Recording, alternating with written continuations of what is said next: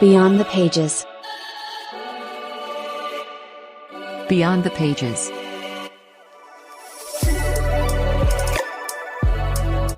Hello everyone, you are welcome to another impactful episode of Beyond the Pages podcast.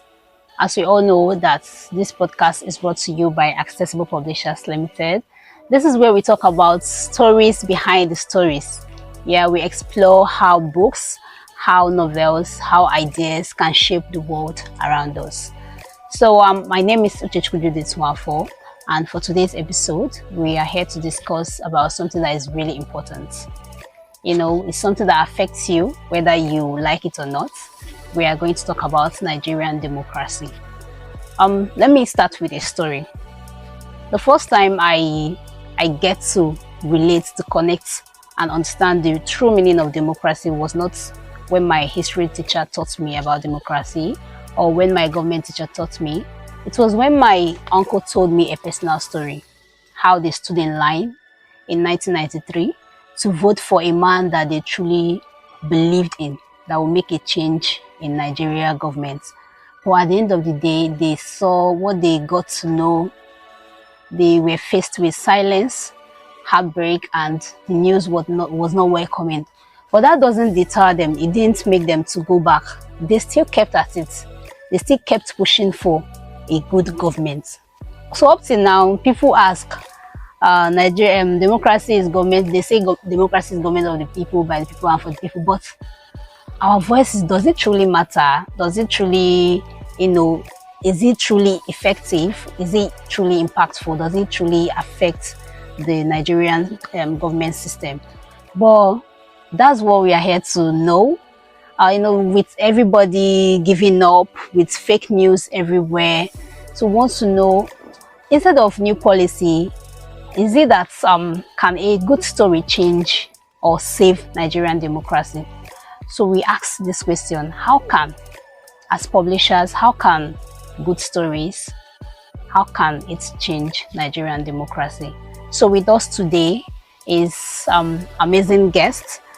He knows how to do with words. Yeah, he's a very good writer. He's a publisher and he's a journalist.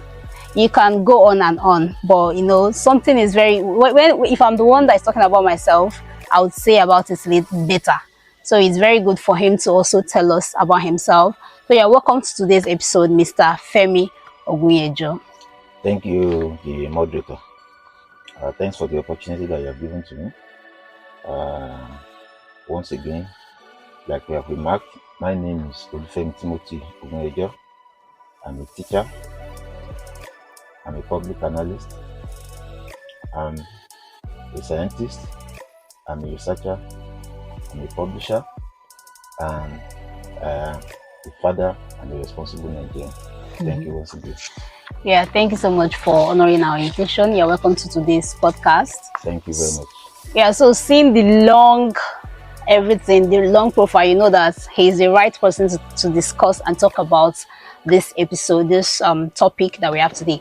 So from a personal note, when you hear about the word democracy, what comes to your mind? What do you understand? Like, what personally comes to your mind when you hear about the word democracy? Thank you very much once again. Let me celebrate Nigerians for the opportunity to see another and witness another Democracy Day. I want to thank the present government for keeping the peace. I want to thank the military equally for stepping aside at least to make democracy to thrive in Nigeria. And like you have said, when I hear the word democracy or it comes to fore, it makes me to remember the struggles of our forefathers. As a journalist, we do divine news from its acronyms. News. Okay. That is report from north, east, west, and south.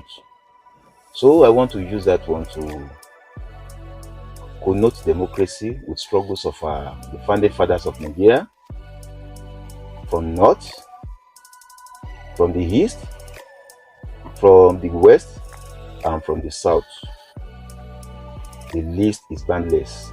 Okay. A great number of them who fought tooth and nail to ensure that democracy thrives in our nation. Not only the man that we symbolize democracy with today, in person of late Chief MKO Abiola. Yeah. So, but there were people who have fought before he emerged.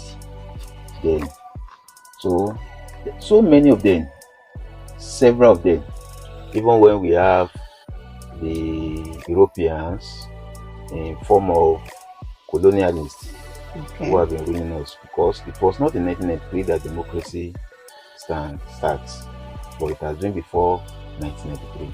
And we shouldn't forget that we have had democratic institutions before 1993, but it's only that 1993 backed the present day democracy.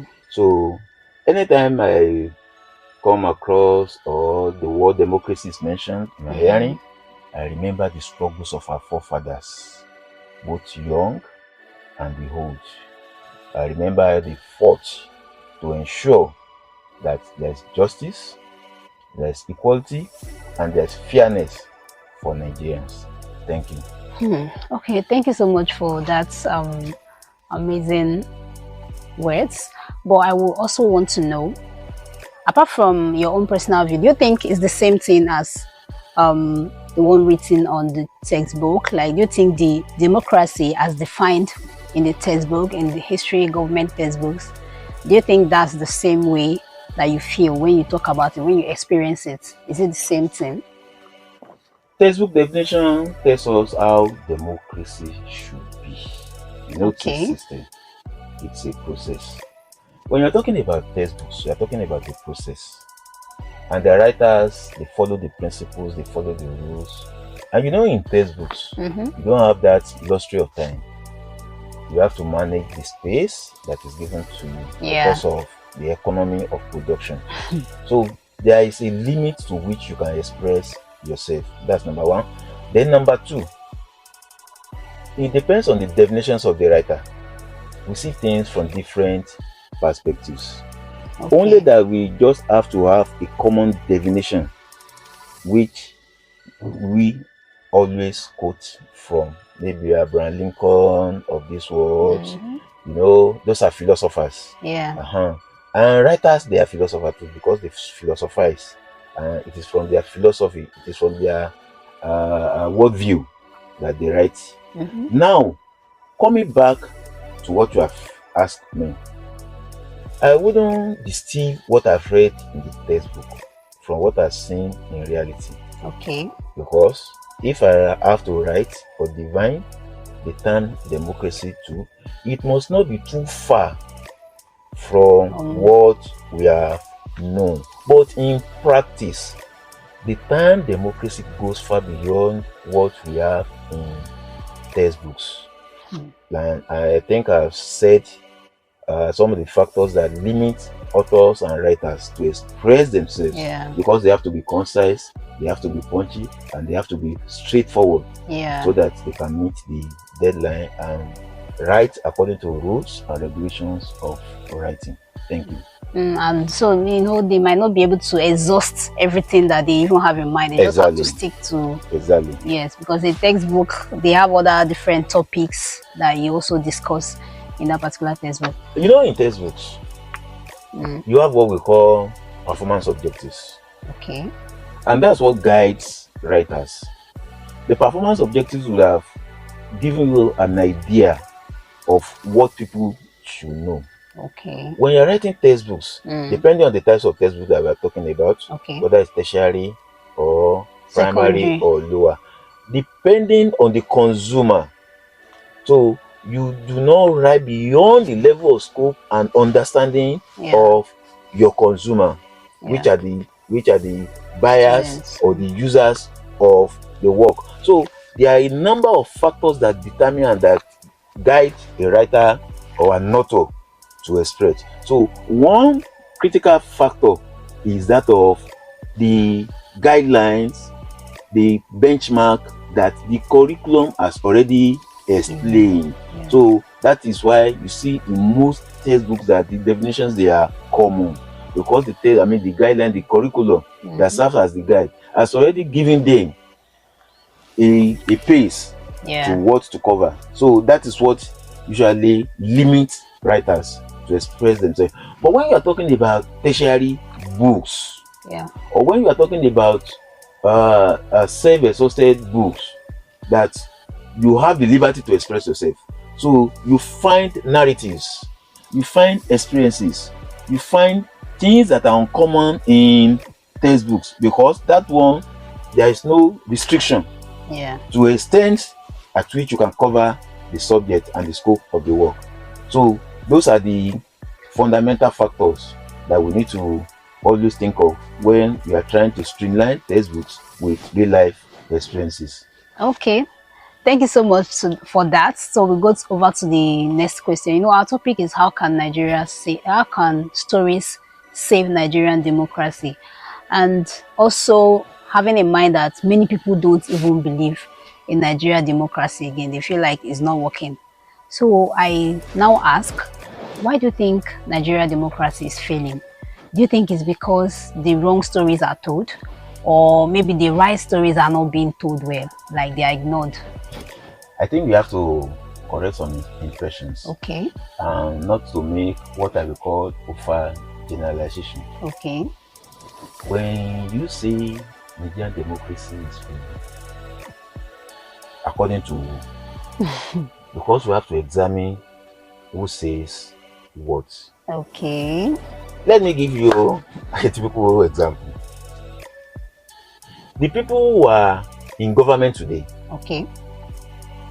probably maybe they are the one ruling us, in quotes now.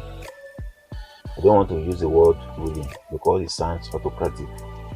So they are leaders today, democratic leaders. Yes. So of course some people believe that we do not have democracy, we have civil rules. So that's the concept. Now, to those in power now, they will never tell you that democracy is failing, because probably they are enjoying the goods. But the man on the street, a university graduate, who could not secure job, a plum job, a dream job like that, who is walking about, roaming the streets after spending a number of years in the university, and he now comes out probably after the service there, and he or she couldn't secure a dream job. Then to such an individual, democracy may be failing. That's number one. Then when we are talking about either democracy is failing or succeeding, once again I want to say that we should look at it from different angles and perspectives. How do I mean? When I'm talking about freedom of speech, let's say we want to compare and contrast military rule and civilian rule. Now, people who have witnessed the ruling of military regime, they will not tell you that democracy is failing, because there are certain things that you could not say. You are limited. There are certain boundaries that you dare not go. So unlike now that we have democratic institutions in place, so in a nutshell, I wouldn't want us to look at democracy failing, but we could see what are the factors that do not make it to work expectedly. As we hear, we read, we watch, and we listen to in advanced countries of the world, probably in the US or other European countries where democracy thrives. So that's what I want to say about that. Okay, you don't think maybe because the right stories are not being told, or maybe they are circulating more of the wrong stories, fake news? Very good. I think you are streamlined now. You are giving a scope. If you should look at it from the point of books, which is our area of interest as a publisher. who is telling what story? Writers write from their own perspectives, experiences, what they have had, what they have witnessed, and what they have been told. Now, it depends on who writes what and what led him to write such as stories.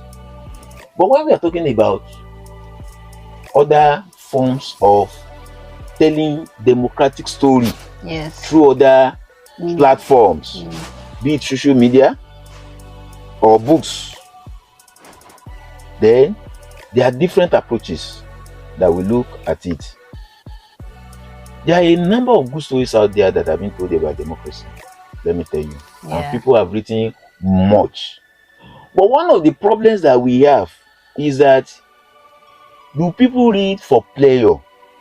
In our settings here, most of the stories that were being read, they are to pass examinations. And there are some other good stories out there that tell us good things about democracy. Yeah. So, in a nutshell, I want to say, books are a very good, veritable tool to tell the story of democracy better. And there are good books out there that have said much about the good, the bad, and the ugly of what democracy is and what it should be. Okay, so let's move on to the next question. Thank you so much. Nigeria has a rich storytelling tradition. Can you share an example where storytelling inspired people to think, to resist, or even rise up politically? Yeah, if you have any story of when not only stories. Okay. Because when we are talking about media, yes, there are different platforms. One of it is music. Okay. I wouldn't know whether you have listened, not the messenger now, but the message. Okay. There is this our big brother in Nigeria. They call him Fela Anikulapo Kuti. There are a number of his songs that depict democracy, depict government, depict different forms of ruling. Listen to Sombi. Okay.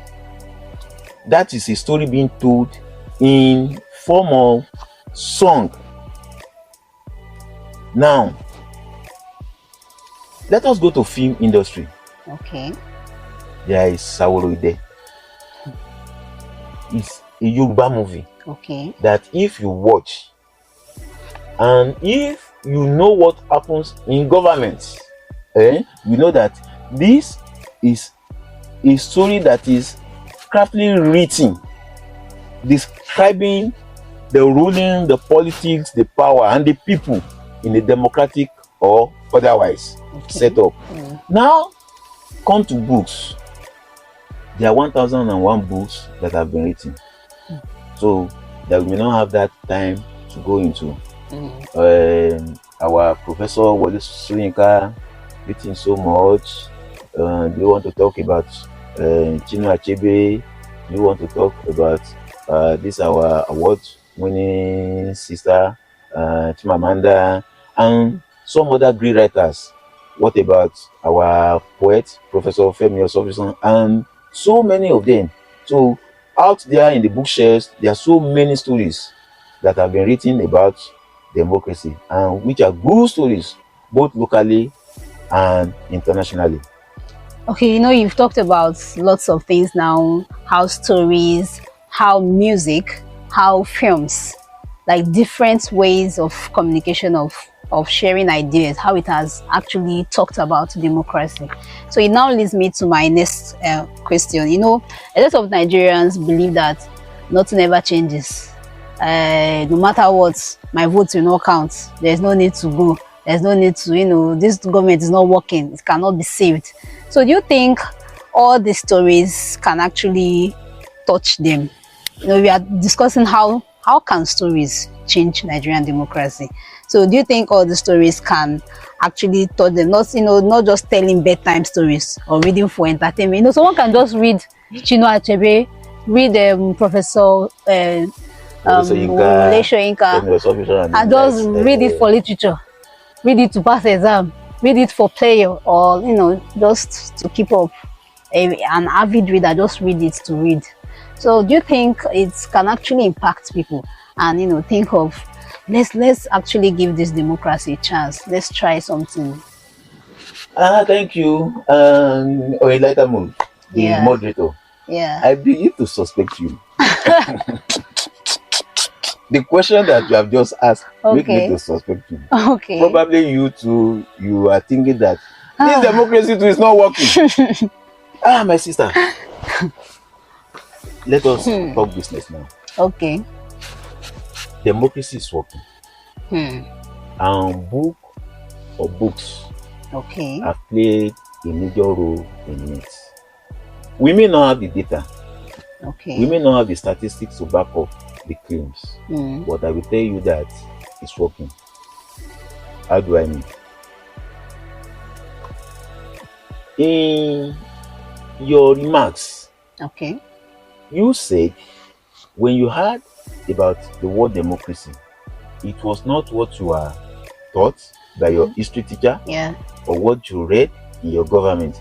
So that implies that through history and government, people get to know what democracy is all about. Only that you as a person, you did not get to know the term democracy through books. That's you. What about numbers of students, graduates? Excuse me, I may not have the data, I may not have the statistics, but I want to believe that we have more of arts and humanities students than the science students. And that tells you that a vast majority of them, they will have had, read, studied about this subject matter either in history, in government, in civics, in national social studies. Do you understand? So they, in the course of preparing for their exams, they have memorized one or two things about democracy, and in one way or the other they must have internalized it. That's number one. Number two, go to the National Assembly or go to the streets. Our politicians today, many of them evolved from what they have read about democracy in books. They have been inspired by one writer or one books, and that is what is making them to say, oh, I will go and contest. Now straight to your point. You see, book or books do a lot of things. I remember my prof, Professor Andrew Kilagwe. He used to say book as a bibliotherapy. That is, it heals. It heals the disease in the mind. I don't mean physical disease. Now, books inspire, it motivates, it encourages, and it forces people to take action. Majority of politicians of today, in one way or the other, they took action to become a politician or to go into politics because of one or two books that they have read, and that is why they can quote for you the Constitution. If you listen to a politician who is a product of book, you will see it when he or she is arguing. He will be referring to authors, he will be referring to titles, he will be referring to articles, he or she will be referring to narratives, even though they may be fictions. But because he or she has read about it, works of great scholars, philosophers, thinkers, who knows much about politics and democracy, now about where and how politics evolve, about power. So there's no way we can take that statistic or come to a conclusion that books do not play a part or does not inspire people to take action in politics. So I don't want us to argue too much about it. Okay, you said you don't want us to argue too much about it, so I'll let it go, because as you were talking, I also studied art and humanities. I was an art student in secondary school, and I did mass communication, but I also borrowed political science courses. Very good. And I want to assume that in your class of political science, you would have studied eminent, or how do I put it now?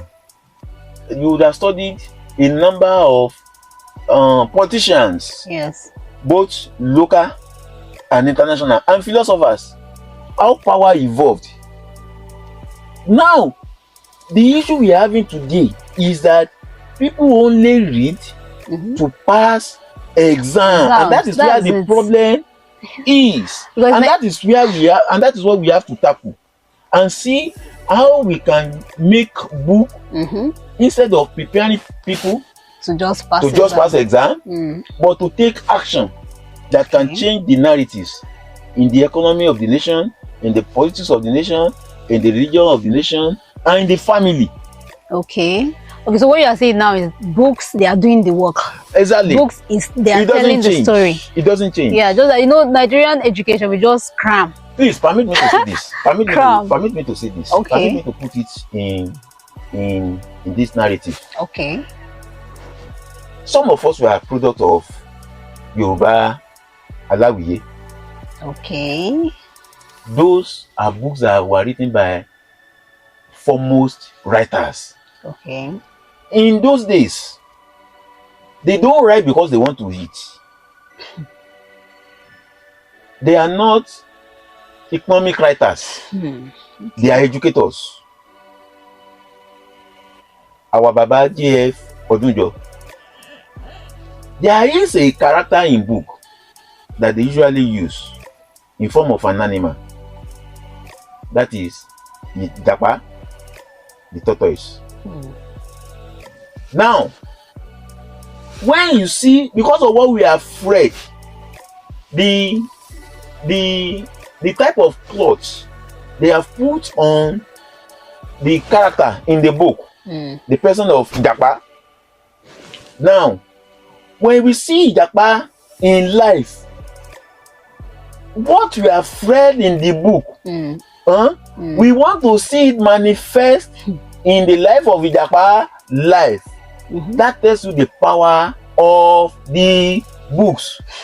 They will make it known to us that Japa is deceitful, lazy, at times intelligent, but it's just a character.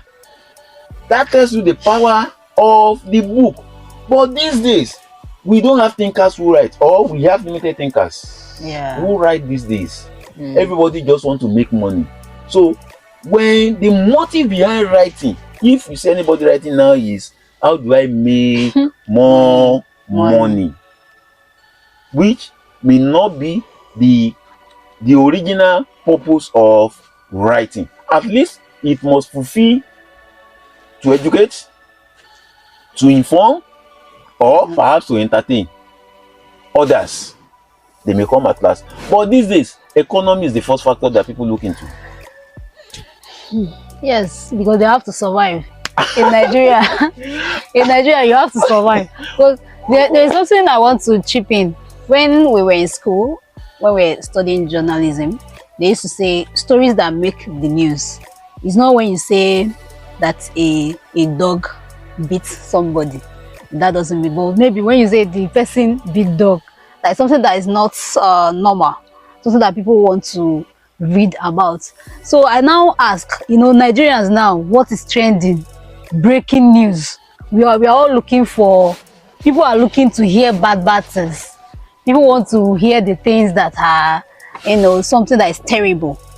So how do you think we can change the narrative? Let's say something terrible happened, and we want to tell this story. How do you think we can change the narrative, not to only show the bad parts? I used to also hear that Boko Haram, they operate and they don't tell about it. Do you get? So how do we still tell the truth, but not hitting on the wrong, like the bad news that people are interested to hear every time? Don't let us delve into journalism. Okay. The rules and regulations that guide journalism, okay, may be a bit differ. Okay. From publishing. Okay. But there are theories, there are guidelines, there are ethos, there are ethics that guide both operation, because they are in the same industry, which we call the media industry. Okay. As a product of journalism, I want to believe that you have heard about what we call gatekeeping. Yes. Now, the other time, I define news as accurate reports of events from north, east, west, and south. There's another definition to what news is, and we translate that one to book. Okay. Now, another definition of news is what editors want the people to hear. And when it comes to that, we are talking about gatekeeping. Okay. Now, then that takes me to who writes the news, who edits the news, which has to do with the people in the process. Okay. Now, let us not transfer that to book. Okay. We have different types of books today, and we have so many kinds of publishing processes because of lack of accurate regulations. Now, book production is a process. Yes. But most of what we have out there, they are junks. How do I mean? The writer is the same person as the editor, is the same person as the publisher. No intervening variables that you call editing and gatekeeping. A professional editor, in the process of pruning what should go out and what should not go out by training, would have known what to go to the public domain and what not to go, because he knows what the ethics are. Okay.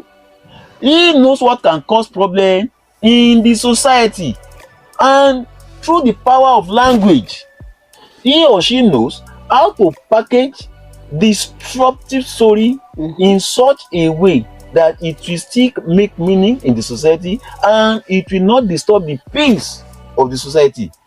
Hello, my sister. Yes, there are laws. I'm guessing what you're saying. And a thoroughbred professional knows that there are media laws. They limit the so-called freedom that you have to disseminate news to the public. And you know that if through your medium you put out any story, either in book or whatever form, that may disturb the peace of the society, the government of the day has the power to clear you. So as a professional, you know all those things and it will guide you. So you not shed. A corporate professional knows what to go out and what not to go out, either through book or other platforms. And I picked a point from what you said. You also said maybe something that you want to say, it actually happened, but the way you put it, maybe the words you use, you might not just say it. You know how many bloggers, they just want to say. Oh, hello. Okay. No, bloggers, some of them are professionals. Okay. That's what we call economy is what is killing us now. Everybody wants to make money. In your intro, you talked about fake news. Yes. You talked about hate speech. Fake news leads to hate speech. Yes. But there is what we call an abuse of freedom of information. And that is why you have so many distorted facts being called stories out there. Let me make recourse to what you said about negative news sell faster. You are talking for marketing. Okay. Now, the man who owns the media or the medium, be it newspaper, be it magazine, is first an entrepreneur, an investor who wants to make profit. What's the essence of the product that you have that people don't patronize? And the product that is being put out there is information. Yeah. And you know that the USP of that information, I mean, the selling proposition of that information is that it must be told from the negative point of view, which will attract the people who are your customers to buy into it, that will fetch you that investment that you have had on it. But there is a way you can do it without hurting anybody.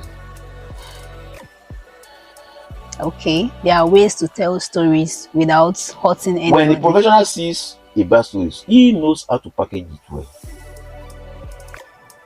Now, in the struggles of June 12th, in those days of Tales magazine, the news magazine, go and look at those stories. They were facts and figures. It was a tough time. It was tough time for journalists and journalism. A tough time. Those are people who are serving their life for democracy to thrive. Unfortunately, but they are not being given the credit. Nobody remembers them these days. We only remember the people in power. But those ones who have done the cancer rivers of these days and all those people wherever everything, of course, their stories were told of what really happened. But you know, there are laws that govern all these things. Today, when people hear about America, what comes to their memory first? 90% are the goods. Does that mean there are no bads? But the way their media report them, and that is what sticks here. Now, when people hear about Nigeria outside, what comes about there, about an average Nigerian, is the negative. Is because of the way we are reported. That tells you the power of the words in the mind of the people, in the psyche of the people, in the thinking process and faculty of the people. Reporters, writers, they must have all this at the back of their mind. What exact purpose do I want this book to perform? To instill the people against the government? To destroy the peace? To inform? To educate? Or to make money? And what if it's just to inform, to educate, to tell people what is truly happening? But they have to say the truth. No, I've not said that you should suppress the truth. But if you listen to me very well, there is a man at the center of this process, known as the editor, a professional editor, who knows what goes out there to the public domain. Not only about negative news. Let me give you a typical example. Let us defeat a bit. And for you to see the role of an editor. Okay. You are writing a book about the body system. Okay. And you start with the head, functions of the head. Now, and in your book, you say we use the head to carry load. Okay. Is that the function of the head? It's part, but it's not the main function. No. Is that the function of the head? It's not. You wouldn't see in a salient climb any parent putting loads on the head of their child. But the mentality that we have here is that head is meant to carry load. Because that's an editor would, in the process, edit that one out because it's not a function of the head. But a non-editor will not see it as a problem. That you are misinforming the public about what the function of human head is truly is. But because that is what we are going with, we see it as a primary function. I'm only telling you the role of date keeping, either in book or in other form of platforms through which we pass information across to the public. So we should be very conscious of what we do. I'm talking because I'm a publisher and it concerns me. It concerns our profession, it concerns our industry. Okay. And in order for us to sanitize the industry, because we have a whole lot of charlatans out there calling themselves publishers who are not thoroughbred. And thank God for what Accessible is doing. So, hardly will you take a book of Accessible and you see junks, because it passes through the normal editorial processes that it's supposed to pass through. Yeah, again, I know there are lots of self-published people now. Like as you said, they write by themselves. They did. It's because of weak regulations.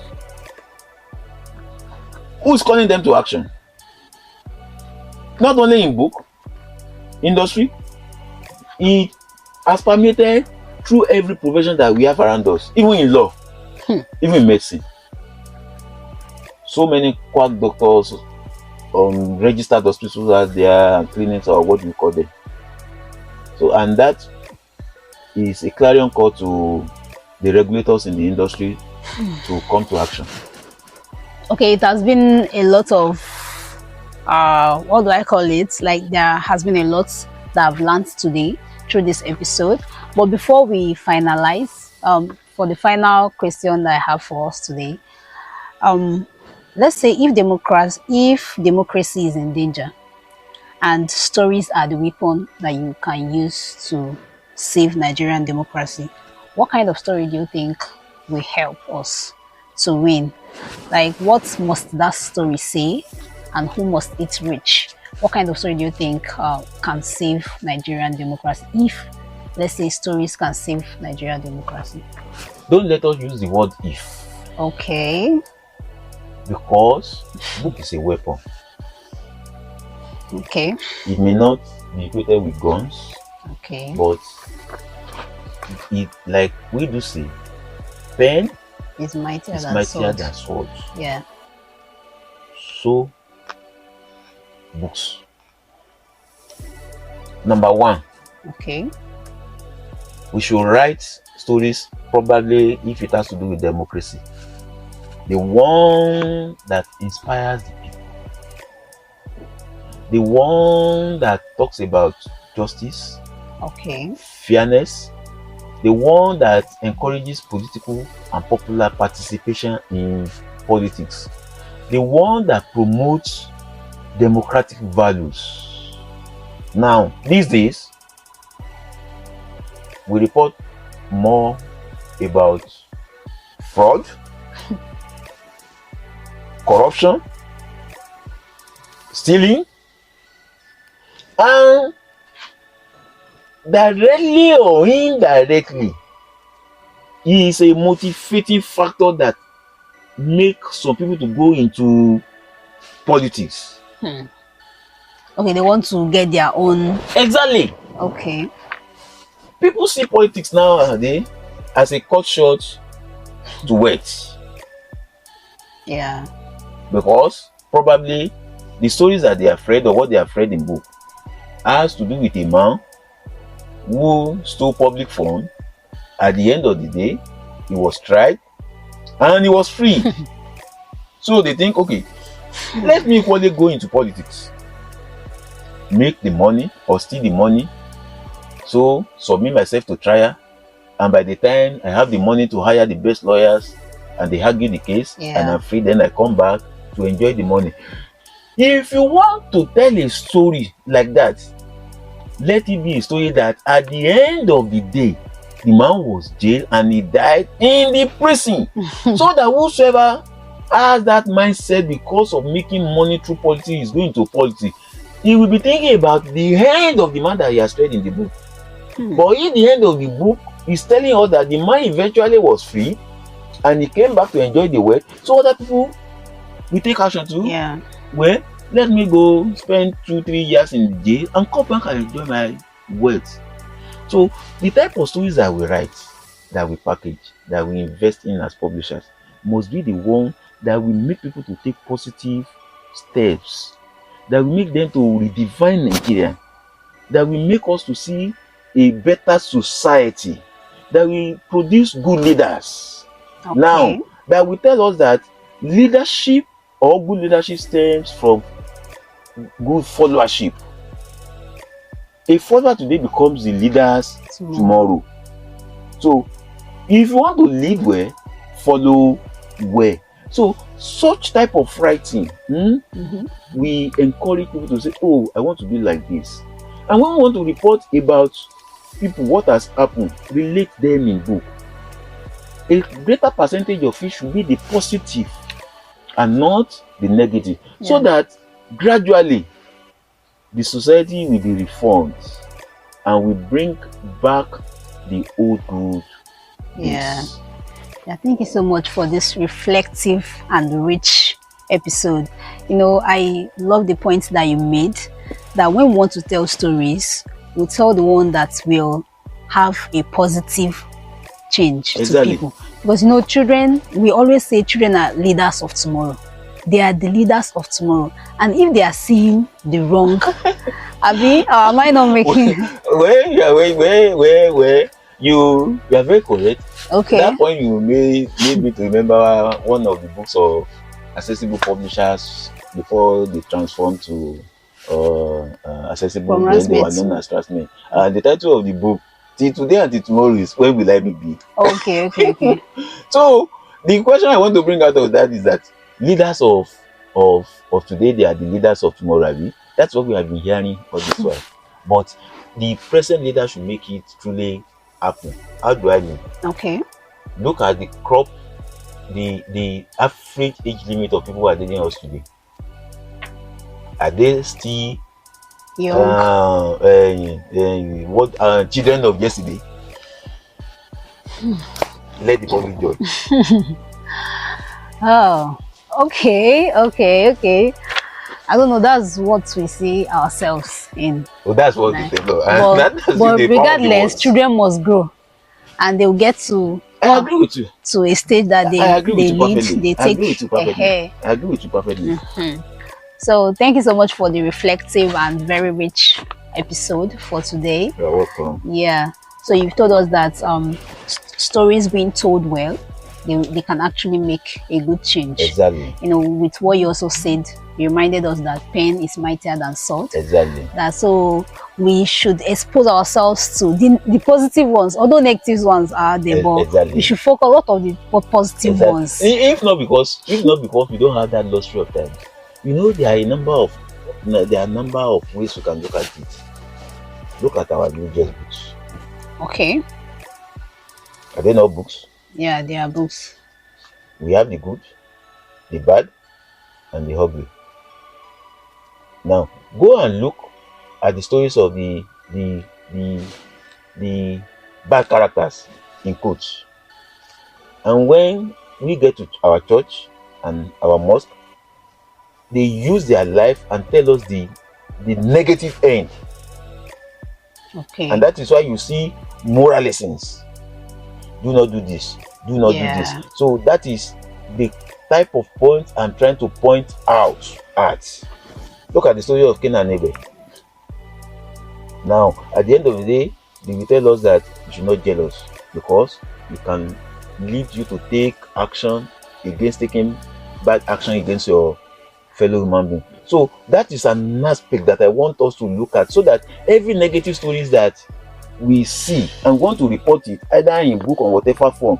So the end should be the one that we let people take positive action. No, I don't want to keep on talking because if I want to also keep on talking about it, if you talk about Cain and Abel, all the Bible stories, and at the end of the day, they don't end well. Like Cain now, what happened to Cain? That is what I'm telling you, that when you want to tell stories, for instance, let us use that story of Cain. Now, if Cain did not end well, and you want to report of a politician who stole public money, then the end should be the man did not end well. But what if the man ended well? What if this one ended well, the politician ended well, the politician bribed and ended well? My sister. And you want to tell that story. My Will sister, you say that the politician didn't end well? The profession will not allow me to make names. Okay. Go and read about their stories. I won't mention name. Okay. Let me say I want to report of one of our former ministers of petroleum, a woman indeed. She has gone to exile. Now she's begging that she be allowed to come in because she's dying of cancer. Is that a good end?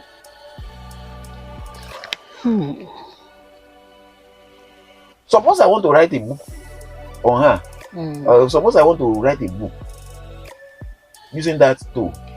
I know how to package it so that if you read it and you want to go into politics, you think about the head. Because the money you are stealing is public fund, is the sweat of other people. But if just only to make money, I know that by the time I say he or she ended well, it will make many people to buy it, and that is what I call about the economy of it. Yeah. Let me tell this story and make my money and go away. Whatever that happens to others, I don't care. No. Okay. Once again, thank you so much for honoring our invitation and for pouring out a lot into this episode. I've been able to learn, ask, learn, and learn again. So thank you so much for talking about everything that we discussed today, for bearing your minds out and sharing your thoughts on this episode, and also making us and helping us to realize and to know. Maybe you're also reminding us, because it's not something that we don't know, but like enforcing it, that yes, there is power in stories, there is power in the written words, and they can actually make change, and they can actually make not just change but positive change. Let me give it to accessible publishers. This is a very good initiative, and I want to give it to you. I want to give it to the pro. You are doing wonderfully well. I've been following your episodes, and I wouldn't want to take this opportunity for granted. Now, but I want to say this to the public. In the media, there is a theory they call reinforcement theory. Reinforcement theory is like you are telling something repeatedly, and that is why you see news of news that has happened 3-4 days ago. You will still be repeating it 4 days after that event has happened. That is, they are reinforcing it so that people who have not heard about it.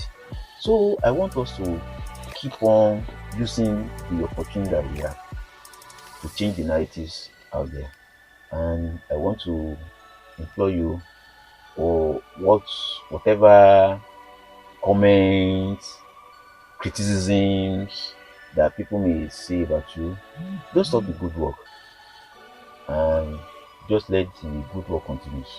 So I want to thank you once again for the opportunity and the management of accessible publishers and the producers of Beyond the Pages podcast. So you are doing well. Thank you so much. Thank you for thanking us. You're welcome. Thank you for honoring this episode, and for going through and bearing your mind. Like, it has been very conversational. It has been very, very helpful. It has been very rich and reflective. So thank you so much for honoring our invitation. It's our pleasure to have you join us on this episode. So yeah, we also thank our listeners for following up to this point. So your ears are not bigger than mine. Yeah, stories can make changes. So if you have your own story and you have positive, beautiful stories about Nigeria, Nigeria is actually a very beautiful and blessed country. So you can always tell your story. Do not keep it to yourself. Do not keep silent when you have something to say. Talk, speak, comment, reach out to people, so that we will build a better Nigeria. Happy democracy, everyone. So before we go, I would love to also remind you that we are online. We have social media platforms. We're on Facebook, we're on Instagram, we're on YouTube, we're on TikTok as Accessible Publishers Limited. So you can connect with us. We're on X, We are also on YouTube. I don't know if I've mentioned that. Then we also have our website, www.accessiblepublishers.com. So we'd love you to check us out and explore our array of books. We have books on government, we have books on civic, we have books on national values that talks about democracy, that talks about government, and talks about the growth of children. Yeah. So thank you so much for staying with us to this episode. Till next time. Bye.